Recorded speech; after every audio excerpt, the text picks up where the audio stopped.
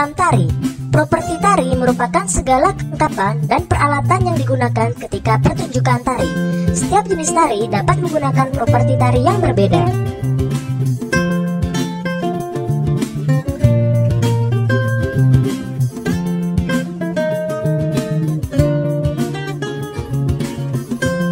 Fungsi properti tari.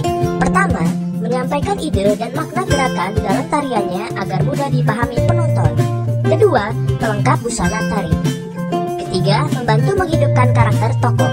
Yang keempat, memberi nilai tambah keindahan dalam tarian.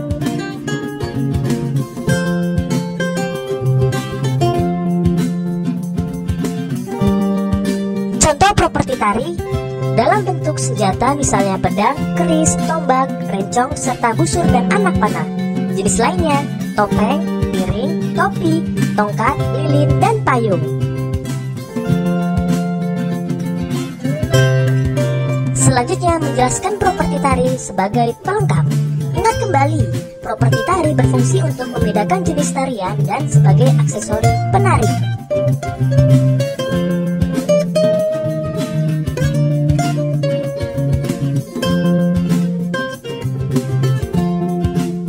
Dengan menggunakan properti, penari dapat menyampaikan ide dan makna gerakan dalam tariannya, sehingga mudah dipahami oleh penonton.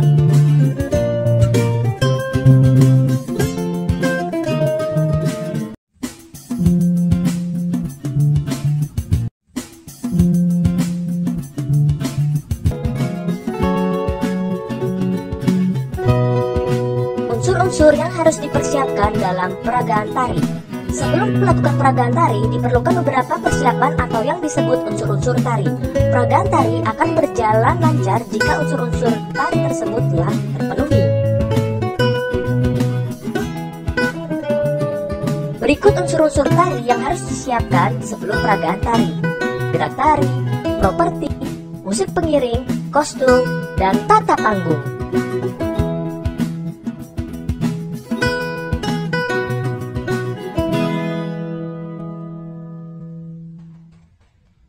Berikut adalah visualisasinya.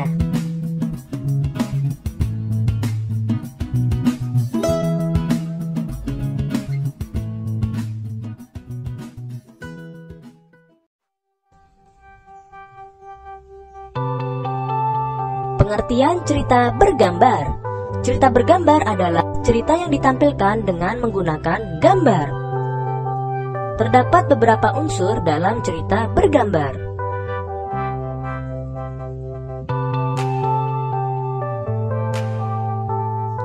Berikut unsur-unsur dalam cerita bergambar: parit, balon kata, ilustrasi, panel. Perhatikan masing-masing perbedaannya.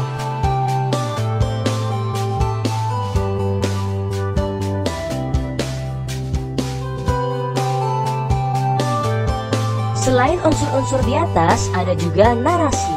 Narasi berisi keterangan tentang latar tempat, waktu, atau situasi.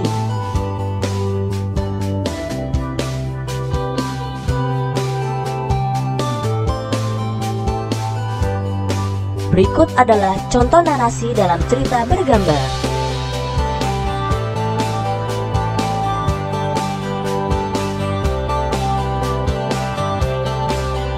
Selanjutnya, langkah-langkah membuat cerita bergambar. Cerita bergambar adalah cerita yang ditampilkan dengan menggunakan gambar.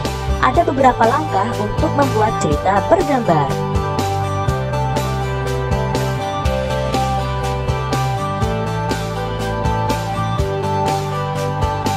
Langkah-langkah membuat cerita bergambar: menentukan tema atau gagasan dari ilustrasi yang akan kita buat, menentukan objek yang ingin digambar, membuat sketsa dengan menggunakan pensil, tambahkan detail pada sketsa sehingga gambar lebih sempurna.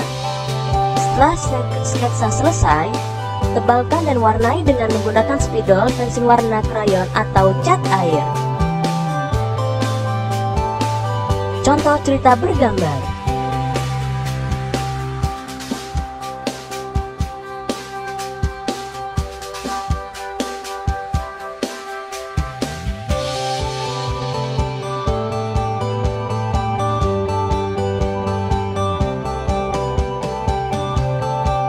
Selanjutnya, teknik perwarnaan.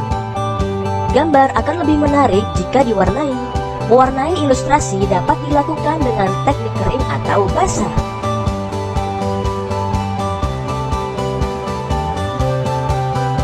Berikut perbedaan teknik kering dan teknik basah.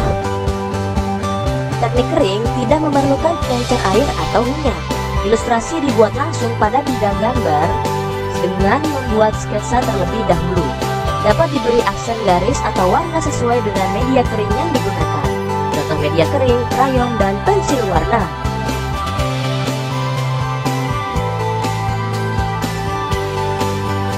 Teknik basah memerlukan air atau minyak sebagai pengencer.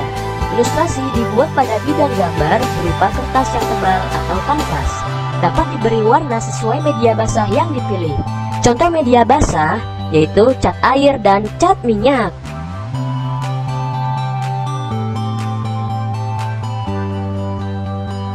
Berikut perbedaan hasil warna dengan teknik kering dan basah. Gambar sebelah kiri adalah hasil mewarnai dengan krayon. Gambar sebelah kanan adalah hasil mewarnai dengan cat air.